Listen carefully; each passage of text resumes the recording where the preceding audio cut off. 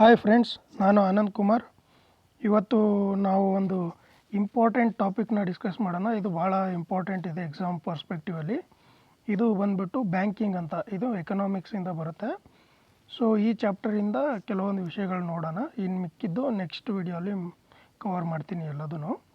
So first bank ಏನಕ್ಕೆ ಬೇಕು ಅಂತಂದರೆ, ಬ್ಯಾಂಕಿಂಗ್ ಏನು ಮಾಡುತ್ತೆ ಮೇನ್ಲಿ ಅಂತಂದರೆ, ಒಂದು ಸರ್ವಿಸಸ್ ಕೊಡುತ್ತೆ. ಒಂದು ನಮ್ಮ ಠೇವಣಿನ ಇಟ್ಕೊಳ್ಳೋದಾಗಲಿ, ಮತ್ತು ಲೋನ್ ಕೊಡೋದಾಗಲಿ, ಮತ್ತು ಬೇರೆ ಬೇರೆ ಸರ್ವಿಸಸ್ ಯಾವುದು ಥರ ಡಿಮಾಂಡ್ ಡ್ರಾಫ್ಟ್ ಆಯಿತು, ಬೇರೆ ಬೇರೆ ಬ್ಯಾಂಕ್ಗೆ ಟ್ರಾನ್ಸ್ಫರ್ ಮಾಡೋದಾಗಲಿ ದುಡ್ಡನ್ನ, ಈ ಥರ ಎಲ್ಲ ಸರ್ವಿಸಸ್ ಕೊಡುತ್ತೆ. ಇದನ್ನು ನಾವು ಬ್ಯಾಂಕಿಂಗ್ ಅಂತ ಕರಿತೀವಿ. ಸೊ ಇಂಡಿಯಾದಲ್ಲಿ ಬ್ಯಾಂಕಿಂಗ್ ಹೆಂಗೆ ಸ್ಟಾರ್ಟ್ ಆಯಿತು, ಇವಾಲ್ವ್ ಹೆಂಗಾಯಿತು ಅಂತ ಹಿಸ್ಟಾರಿಕಲ್ ಬ್ಯಾಕ್ಗ್ರೌಂಡಲ್ಲಿ ನೋಡಿದ್ರೆ, ನಾವು ಮೊದಲು ಇಂಡಿಪೆಂಡೆನ್ಸ್ಗಿಂತ ಮೊದಲು ಏನೇನಾಯಿತು ಅಂತ ಫ್ಯಾಕ್ಚುವಲ್ ಫ್ಯಾಕ್ಟ್ಸ್ನ ನಾವು ನೋಡೋಣ. ಮೊದಲನೇ ಬ್ಯಾಂಕು ಇಂಡಿಯಾದಲ್ಲಿ ಸ್ಥಾಪನೆಯಾದ ಮೊದಲನೇ ಬ್ಯಾಂಕು ಅಂತ ಕೇಳಿದಾಗ ಬ್ಯಾಂಕ್ ಆಫ್ ಹಿಂದೂಸ್ತಾನ್ ಅಂತ ಹೇಳಬೇಕು ನಾವು. ಓಕೆ, ಅದಾದಮೇಲೆ ಫಸ್ಟ್ ಕಮರ್ಷಿಯಲ್ ಬ್ಯಾಂಕು, ಇಂಡಿಯಾದ ಫಸ್ಟ್ ಕಮರ್ಷಿಯಲ್ ಬ್ಯಾಂಕ್ ಯಾವುದು ಅಂತಂದರೆ ಔದ್ ಕಮರ್ಷಿಯಲ್ ಬ್ಯಾಂಕು. ಮತ್ತು ಮೊದಲನೇ ಬ್ಯಾಂಕು ಇಂದ ಸ್ಥಾಪನೆಯಾಗಿರೋ ಬ್ಯಾಂಕ್ ಯಾವುದು ಅಂತ ಕೇಳಿದಾಗ ಪಂಜಾಬ್ ನ್ಯಾಷನಲ್ ಬ್ಯಾಂಕ್. ಅದು 1895 ಸ್ಟಾರ್ಟ್ ಆಗಿದ್ದು. ಅದನ್ನು ಲಾಲಾ ಲಜಪತ್ ರಾಯ್ ಅವರು ಸ್ಟಾರ್ಟ್ ಮಾಡಿರ್ತಾರೆ. ಓಕೆ, ಅದಾದಮೇಲೆ ಏನಾಗುತ್ತೆ, 1921 bank of Calcutta, bank of Bombay ಮತ್ತು ಬ್ಯಾಂಕ್ ಆಫ್ ಮದ್ರಾಸ್, ಇವು ಮೂರುಗಳು ಮರ್ಜ್ ಮಾಡಿ ಇಂಪೀರಿಯಲ್ ಬ್ಯಾಂಕ್ ಆಫ್ ಇಂಡಿಯಾ ಅಂತ ಸ್ಥಾಪನೆ ಮಾಡ್ತಾರೆ. ಓಕೆ, ಅದೇ ಇಂಪೀರಿಯಲ್ ಬ್ಯಾಂಕ್ ಆಫ್ ಇಂಡಿಯಾ ಏನಾಗುತ್ತೆ, 1955 ಅದನ್ನು ರಿನೇಮ್ ಮಾಡಿ SBI ಅಂತ ಮಾಡ್ತಾರೆ, ಸ್ಟೇಟ್ ಬ್ಯಾಂಕ್ ಆಫ್ ಇಂಡಿಯಾ ಅಂತ. ಓಕೆ, ಅದಾದಮೇಲೆ ರಿಸರ್ವ್ ಬ್ಯಾಂಕ್ ಆಫ್ ಇಂಡಿಯಾ 1935 ಆಗುತ್ತೆ. RBI ಆ್ಯಕ್ಟ್ 1934 ಪ್ರಕಾರ ಇದು ಬ್ಯಾಂಕ್ನ ಸ್ಥಾಪನೆ ಮಾಡಲಾಗುತ್ತೆ.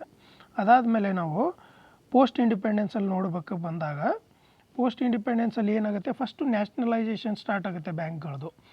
ಮೊದಲನೇದಾಗಿ 1949 RBIನ ನ್ಯಾಷನಲೈಸ್ ಮಾಡ್ತಾರೆ. ಓಕೆ, ಅದಾದಮೇಲೆ nationalise in the sense government undertake ತೊಗೋತಾರೆ. ಮೊದಲು RBI ಒಂದು ಪ್ರೈವೇಟ್ ಎಂಟಿಟಿ ಇರುತ್ತೆ.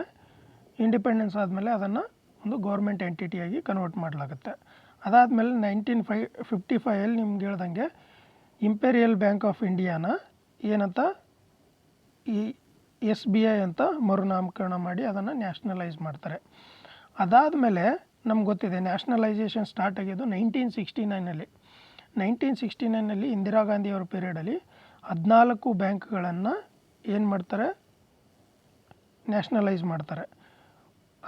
ಅದು ಯಾವ ಕ್ರೈಟೀರಿಯಾ ಮೇಲೆ ಅಂತಂದರೆ, ಯಾವ ಬ್ಯಾಂಕಿನ ಕ್ಯಾಪಿಟಲ್ 50 ಕೋಟಿ ಇದೆಯೋ ಆ ಬ್ಯಾಂಕ್ಗಳನ್ನ ನ್ಯಾಷನಲೈಸ್ ಮಾಡ್ತಾರೆ.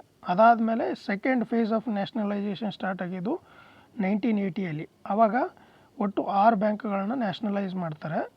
ಅದು ಎಷ್ಟು ಅಂದರೆ 200 ಕೋಟಿ ಬಂಡವಾಳ ಇದ್ದಿರೋ ಒಂದು ಬ್ಯಾಂಕ್ಗಳನ್ನು ಮಾಡ್ತಾರೆ.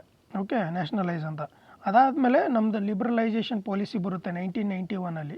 ಆವಾಗಿಂದ ಏನಾಗುತ್ತೆ, ಪ್ರೈವೇಟ್ ಸೆಕ್ಟರ್ ಬ್ಯಾಂಕ್ಗಳನ್ನ ಜಾಸ್ತಿ ಉತ್ತೇಜನ ಕೊಡೋಕ್ಕೆ ಸ್ಟಾರ್ಟ್ ಮಾಡ್ತಾರೆ.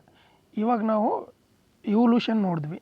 ಇವಾಗ ನಾವು ಯಾವ್ಯಾವ ಟೈಪ್ ಬ್ಯಾಂಕ್ಗಳು ಇಂಡಿಯಾದಲ್ಲಿದೆ ಅಂತ ನಾವು ನೋಡೋಣ. ಓಕೆ,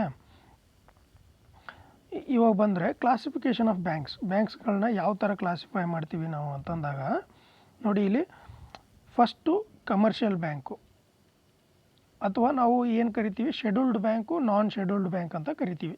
ಇವೆಲ್ಲ ಬರೋದು ಶೆಡ್ಯೂಲ್ಡ್ ಬ್ಯಾಂಕಲ್ಲಿ. ಶೆಡ್ಯೂಲ್ಡ್ ಬ್ಯಾಂಕ್ ಅಂತಂದರೆ ಏನು, RBI ಆ್ಯಕ್ಟ್ 1935 ಪ್ರಕಾರ ಅದರ ಶೆಡ್ಯೂಲ್ 2 ಯಾವ್ಯಾವ ಬ್ಯಾಂಕ್ಗಳು ಬರುತ್ತೆ ಅವುಗಳನ್ನ ನಾವು ಶೆಡ್ಯೂಲ್ಡ್ ಬ್ಯಾಂಕ್ ಅಂತ ಕರಿತೀವಿ. ಆ ಬ್ಯಾಂಕ್ಗಳಲ್ಲಿ ನಾವು ಕ್ಲಾಸಿಫಿಕೇಷನ್ ಏನಂತ ಮಾಡ್ತೀವಿ ಅಂದರೆ, ಒಂದು ಕಮರ್ಷಿಯಲ್ ಬ್ಯಾಂಕ್ಸ್ ಅಂತ ಹೇಳ್ತೀವಿ, ಇನ್ನೊಂದು ಬಂದುಬಿಟ್ಟು ಡಿಫ್ರೆನ್ಷಿಯೇಟೆಡ್ ಬ್ಯಾಂಕ್ಸ್ ಅಂತ ಕರಿತೀವಿ, ಇನ್ನೊಂದು ಥರ್ಡ್ ಟೈಪ್ ಬಂದುಬಿಟ್ಟು ಕೋಆಪ್ರೇಟಿವ್ ಟೈಪ್ ಆಫ್ ಬ್ಯಾಂಕ್ಸ್ ಅಂತ ಕರಿತೀವಿ. ಇನ್ನು ಕಮರ್ಷಿಯಲ್ ಬ್ಯಾಂಕಲ್ಲಿ ಯಾವ್ಯಾವ ಟೈಪ್ ಇದೆ ನೋಡ್ಬೇಕಾದ್ರೆ, public sector banks, foreign banks ಮತ್ತು ಪ್ರೈವೇಟ್ ಸೆಕ್ಟರ್ ಬ್ಯಾಂಕ್ಗಳನ್ನ ನಾವು ಕಮರ್ಷಿಯಲ್ ಬ್ಯಾಂಕ್ ಅಂತ ಕರಿತೀವಿ. ಈಗ ಪಬ್ಲಿಕ್ ಸೆಕ್ಟರ್ ಬ್ಯಾಂಕ್ ಅಂತಂದರೆ ಏನು, ಪಬ್ಲಿಕ್ ಸೆಕ್ಟರ್ ಬ್ಯಾಂಕ್ ಅಂದರೆ ಎಲ್ಲಿ ಗೋರ್ಮೆಂಟ್ನ ಒಂದು ಶೇರ್ ಇರುತ್ತೆ, ಇನ್ನು ಅದರಲ್ಲಿ ಕ್ಯಾಪಿಟಲ್ಲು 50% ಗೋರ್ಮೆಂಟ್ ಕಂಟ್ರೋಲಲ್ಲಿರುತ್ತೆ. ಸೊ ಹಾಗಾಗಿ ಇದರ ಮೇಜರ್ ಎಲ್ಲ ಏನು ಗೋರ್ಮೆಂಟ್ ಕಂಟ್ರೋಲಲ್ಲಿರುತ್ತೆ, ಅದಕ್ಕೆ ಇದನ್ನು ಪಬ್ಲಿಕ್ ಸೆಕ್ಟರ್ ಅಂತ ಕರಿತೀವಿ ನಾವು. ಅದಾದಮೇಲೆ ಪ್ರೈವೇಟ್ ಸೆಕ್ಟರ್ ಅಂದರೆ ಏನು, ಎಲ್ಲಿ ಅದರ ಕ್ಯಾಪಿಟಲ್ ಅಥವಾ ಶೇರ್ ವ್ಯಾಲ್ಯೂ 50% ಜಾಸ್ತಿ ಪ್ರೈವೇಟ್ ಜನರ ಕೈಯಲ್ಲಿರುತ್ತೋ ಅದನ್ನು ಪ್ರೈವೇಟ್ ಸೆಕ್ಟರ್ ಬ್ಯಾಂಕ್ಸ್ ಅಂತ ಕರಿತೀವಿ ನಾವು. ಫಾರಿನ್ ಬ್ಯಾಂಕ್ ಅಂದರೆ ಏನು ಅಂದರೆ, ಈ ಫಾರಿನ್ ಬ್ಯಾಂಕ್ ಅಂದರೆ ಏನು, ಯಾವ ಬ್ಯಾಂಕು ತಂದ ಮೂಲ ಏನಿದೆ ಅದು ಬೇರೆ ದೇಶದಲ್ಲಿದೆ, ಅಂದರೆ ಅದರ ಹೆಡ್ ಕ್ವಾರ್ಟರ್ ಬಂದ್ಬಿಟ್ಟು ಬೇರೆ ದೇಶದಲ್ಲಿದೆ, ಬಟ್ ಅದು ನಮ್ಮ ದೇಶದಲ್ಲೂ ಸರ್ವಿಸ್ ಕೊಡ್ತಾ ಇದೆ, ಅವುಗಳನ್ನ ಫಾರಿನ್ ಬ್ಯಾಂಕ್ ಅಂತ ಕರಿತೀವಿ. ಈ ಫಾರಿನ್ ಬ್ಯಾಂಕ್ಗೆ ಎಕ್ಸಾಂಪಲ್ಸ್ ಯಾವ್ಯಾವು ಅಂತ ಕೇಳಿದಾಗ, ಈಗ ಸ್ಟ್ಯಾಂಡರ್ಡ್ ಚಾರ್ಟರ್ಡ್ ಬ್ಯಾಂಕ್ ಅಂತ ಬರುತ್ತೆ, ಸಿಟಿ ಬ್ಯಾಂಕ್ ಅಂತ ಬರುತ್ತೆ, HSBS ಬ್ಯಾಂಕ್ ಅಂತ ಬರುತ್ತೆ, ಇವೆಲ್ಲ ಫಾರಿನ್ ಬ್ಯಾಂಕ್ಗಳು. ಪಬ್ಲಿಕ್ ಸೆಕ್ಟರ್ ಬ್ಯಾಂಕ್ ನಿಮಗೆಲ್ಲ ಗೊತ್ತಿದ್ದಂಗೆ ಇದು SBI ಆ ಥರ ಬ್ಯಾಂಕ್ಗಳು ಪಬ್ಲಿಕ್ ಸೆಕ್ಟರ್ ಬ್ಯಾಂಕ್ಗಳು. ಪ್ರೈವೇಟ್ ಸೆಕ್ಟರ್ ಬಂದಾಗ HDFC ಬ್ಯಾಂಕು, ICIC ಬ್ಯಾಂಕು ಇವೆಲ್ಲ ಪ್ರೈವೇಟ್ ಸೆಕ್ಟರ್ ಬ್ಯಾಂಕ್ಗಳು ಅಂತ ಕರಿತೀವಿ. ಅದಾದಮೇಲೆ ಡಿಫ್ರೆನ್ಷಿಯೇಟೆಡ್ ಬ್ಯಾಂಕ್ ಅಂತ ಯಾಕೆ ಹೆಸರು ಕರಿತೀವಿ ನಾವು ಇವನ್ನ ಅಂತಂದರೆ, ಡಿಫ್ರೆನ್ಷಿಯೇಟೆಡ್ ಬ್ಯಾಂಕಲ್ಲಿ ಯಾವ್ಯಾವ ಟೈಪ್ ಬರುತ್ತೆ, ಒಂದು small finance bank, payment banks ಮತ್ತು ರೀಜ್ನಲ್ ರೂರಲ್ ಬ್ಯಾಂಕ್ಸು. ಇವುಗಳನ್ನ ಡಿಫ್ರೆನ್ಷಿಯೇಟೆಡ್ ಯಾಕಂತ ಕರಿತೀವಿ ಅಂತಂದರೆ, ಇದಕ್ಕೆ ಕೆಲವೊಂದು ರಿಸ್ಟ್ರಿಕ್ಷನ್ಸ್ ಇದ್ದಾವೆ. ಓಕೆ, RBI ಇಂದ ರಿಸ್ಟ್ರಿಕ್ಷನ್ಸ್ ಇದ್ದಾವೆ. ಈಗ ಫಾರ್ ಎಕ್ಸಾಂಪಲ್ ಕಮರ್ಷಿಯಲ್ ಬ್ಯಾಂಕ್ಗಳು ಆಲ್ ಓವರ್ ಇಂಡಿಯಾದಲ್ಲಿ ಎಲ್ಲ ಕಡೆ ಓಪನ್ ಇರ್ಬೋದು, ಬಟ್ ಏನಂದರೆ ಇಲ್ಲಿ RRBಗಳು ರೀಜ್ನಲ್ ರೂರಲ್ ಬ್ಯಾಂಕ್ ತೊಗೊಂಡ್ರೆ ಬರೀ ರೂರಲ್ಲು ಮತ್ತು ಸೆಮಿ ಅರ್ಬನ್ನಲ್ಲಿ ಮಾತ್ರ ಕಾಣ್ತವೆ. ಇವು ಅರ್ಬನ್ ಏರಿಯಾದಲ್ಲಿ ರೀಜ್ನಲ್ ರೂರಲ್ ಬ್ಯಾಂಕ್ಗಳನ್ನ ಎಸ್ಟಾಬ್ಲಿಷ್ ಮಾಡೋಕ್ಕೆ ಅವಕಾಶ ಇಲ್ಲ. ಓಕೆ, ಹಾಗಾಗಿ ಇವು ರೂರಲ್ ಮತ್ತು ಸೆಮಿ ಅರ್ಬನ್ ಏರಿಯಾದಲ್ಲಿ ಕಾಣ್ತವೆ. ಅದಾದಮೇಲೆ ಸ್ಮಾಲ್ ಫೈನಾನ್ಸ್ ಬ್ಯಾಂಕ್ ಅಂತ ಹೇಳ್ತೀವಿ. ಸ್ಮಾಲ್ ಫೈನಾನ್ಸ್ ಬ್ಯಾಂಕ್ ಯಾಕೆ ಬೇಕು ಅಂತ ಕೇಳಿದಾಗ, ಇದು ಆಲ್ಮೋಸ್ಟ್ ಎಲ್ಲ ಸೇಮ್ ಇರುತ್ತೆ, ಕಮರ್ಷಿಯಲ್ ಬ್ಯಾಂಕ್ ಥರನೇ ಇರೋದು. ಇದನ್ನು ಡೆಪಾಸಿಟ್ನ ಎಕ್ಸೆಪ್ಟ್ ಮಾಡುತ್ತೆ, ಲೆಂಡ್ ಮಾಡುತ್ತೆ, ಎಲ್ಲ ಮಾಡುತ್ತೆ. ಬಟ್ ಇದಕ್ಕೆ ರಿಸ್ಟ್ರಿಕ್ಷನ್ಸ್ ಏನು ಅಂದರೆ, ಈ ಒಂದು 50% ಇದ್ರ ಏನು ಕ್ರೆಡಿಟು ಅಥವಾ ಲೋನ್ ಅಂತ ಕರಿತೀವಿ ನಾವು ಕೊಡಬೇಕಾದ್ರೆ, ಆ 50% ಲೋನ್ ಅಮೌಂಟು 25 ಲ್ಯಾಕ್ಗಿಂತ ಜಾಸ್ತಿ ಆಗಿರಬಾರ್ದು ಅಂತ ಹೇಳುತ್ತೆ. ಓಕೆ, ಅದಾದಮೇಲೆ ಪೇಮೆಂಟ್ ಬ್ಯಾಂಕ್ಸ್ ಬರ್ತೀವಿ. ಪೇಮೆಂಟ್ ಬ್ಯಾಂಕ್ ಏನು ಹೇಳುತ್ತೆ ಅಂತಂದರೆ, ಇದು ಸ್ಮಾಲ್ ಫೈನಾನ್ಸ್ ಬ್ಯಾಂಕ್ ಏನು ಹೇಳಿದ್ವಿ, 50% ಏನಿದೆ ಅದು ಲೋನು ಅಮೌಂಟು 25 ಲ್ಯಾಕ್ಗಿಂತ ಜಾಸ್ತಿ ಆಗಿರಬಾರ್ದು. Okay, each ಇಂಡಿವಿಜುವಲ್ಗೆ. ಅದಾದಮೇಲೆ ಪೇಮೆಂಟ್ಸ್ ಬ್ಯಾಂಕ್ಸ್ ಅಂತ ಕರಿತೀವಿ. ಪೇಮೆಂಟ್ ಬ್ಯಾಂಕ್ ಅಂದರೆ ಇದು ಜಸ್ಟ್ ಡಿಪಾಸಿಟ್ ಅಷ್ಟೇ ತೊಗೊಳುತ್ತೆ, ಇದು ಯಾವುದೇ ಕ್ರೆಡಿಟ್ ಫಂಕ್ಷನ್ ಕೊಡಲ್ಲ, ಅಂದರೆ ಲೋನ್ ಕೊಡಲ್ಲ ನಮಗೆ ಯಾವುದೂ ಇದು. ಓಕೆ, ಇದು ಡೆಬಿಟ್ ಕಾರ್ಡ್ ಇಶ್ಯೂ ಮಾಡ್ಬೋದು, ಬಟ್ ಕ್ರೆಡಿಟ್ ಕಾರ್ಡ್ ಇಶ್ಯೂ ಮಾಡೋಕ್ಕೆ ಬರಲ್ಲ, ಯಾಕಂದರೆ ಅವರು ಕ್ರೆಡಿಟ್ ಕೊಡೋಕ್ಕಾಗಲ್ಲ. ಮತ್ತು ಇನ್ನೊಂದು ಏನು ರಿಸ್ಟ್ರಿಕ್ಷನ್ ಅಂದರೆ, ಇದು ಎಷ್ಟು ಅಮೌಂಟ್ವರೆಗೂ ನಾವು ಡಿಪಾಸಿಟ್ ಮಾಡ್ಬೋದು ಪೇಮೆಂಟ್ ಬ್ಯಾಂಕಲ್ಲಿ ಅಂತ ಕೇಳಿದಾಗ, ಮ್ಯಾಕ್ಸಿಮಮ್ 1 ಲಕ್ಷವರೆಗೂ ಡಿಪಾಸಿಟ್ ಮಾಡ್ಬೋದು ಅಷ್ಟೇ. ಓಕೆ, ಫಾರ್ ಎಕ್ಸಾಂಪಲ್ ಈ ಪೇಮೆಂಟ್ ಬ್ಯಾಂಕ್ ಎಕ್ಸಾಂಪಲ್ ತೊಗೊಂಡ್ರೆ ಏರ್ಟೆಲ್ ಪೇಮೆಂಟ್ ಬ್ಯಾಂಕ್ ಅಂತ ಬರುತ್ತೆ. ಓಕೆ, ಆ ಥರ. ಅದಾದಮೇಲೆ ಕೋಆಪ್ರೇಟಿವ್ ಬ್ಯಾಂಕ್ಸ್ ಏನು ವಿಶೇಷತೆ ಅಂತಂದರೆ, ಇದು ಸ್ಟೇಟ್ ಕೋಆಪ್ರೇಟಿವ್ ಆ್ಯಕ್ಟ್ ಅಂಡರಲ್ಲಿ ಬರುತ್ತೆ ಇದು. ಓಕೆ, ಸ್ಟೇಟ್ ಕೋಆಪ್ರೇಟಿವ್ ಆ್ಯಕ್ಟ್ ಅಂಡರಲ್ಲಿ ಕೋಆಪ್ರೇಟಿವ್ ಬ್ಯಾಂಕ್ಸ್ಗಳನ್ನ ಸ್ಥಾಪನೆ ಮಾಡಲಾಗುತ್ತೆ. ಕೋಆಪ್ರೇಟಿವ್ ಬ್ಯಾಂಕ್ಗಳಲ್ಲಿ ಯಾವ್ಯಾವ ಟೈಪ್ ಅಂದರೆ, ಅರ್ಬನ್ ಕೋಆಪ್ರೇಟಿವ್ಸ್ ಮತ್ತು ರೂರಲ್ ಕೋಆಪ್ರೇಟಿವ್ಸ್ ಅಂತ ಬರುತ್ತೆ, ಸ್ಟೇಟ್ ಕೋಆಪ್ರೇಟಿವ್ಸ್ ಅಂತ ಕರಿತೀವಿ. ಇದರಲ್ಲಿ ಸ್ಟೇಟ್ ಕೋಆಪ್ರೇಟಿವಲ್ಲಿ 3 ಟೈಪ್ ಬರುತ್ತೆ.